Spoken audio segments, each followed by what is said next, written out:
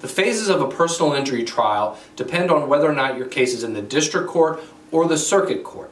If it's in the district court, it's going to be heard in front of a judge. If it's in the circuit court, it's most likely going to be heard in front of a jury.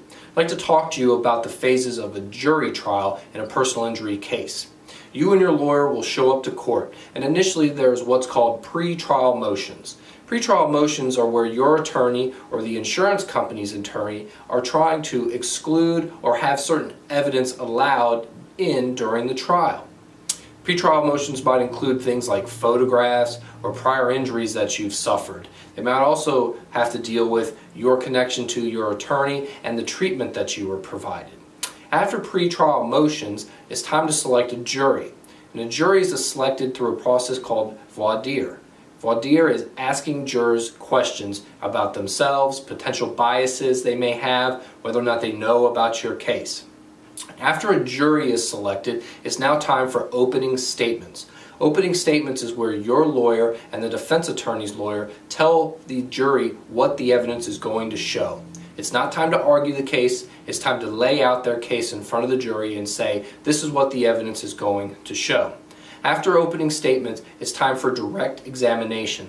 And since the plaintiff has the burden of proof in a personal injury case, the plaintiff gets to go first and last.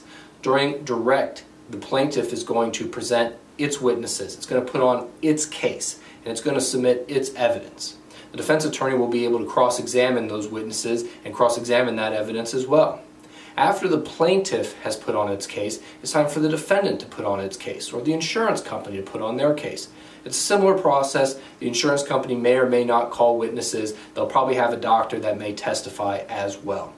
After the defendant has presented its case, it's now time for closing arguments. Closing arguments is where your attorney and the defense attorney lay out their case and make their arguments as to why the jury should be persuaded to their side of the story. After closing arguments, it's time for the jury to deliberate.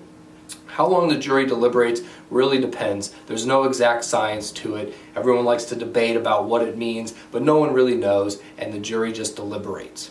The jury may have questions during deliberations, and if they do, they'll submit a note to the judge, and the judge will bring everybody out, and he'll address that question. After the jury deliberates, it's time for the verdict. And the verdict is where the jury will read off and lay out its decision with regards to who's at fault for the accident, if that's an issue in the case, and also damages. What, if any, damages are going to be awarded? How much money are you going to receive and be compensated for your injuries?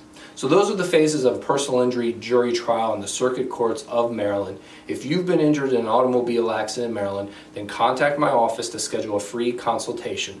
Call 443-821-0035 or visit us at rossalbers.com.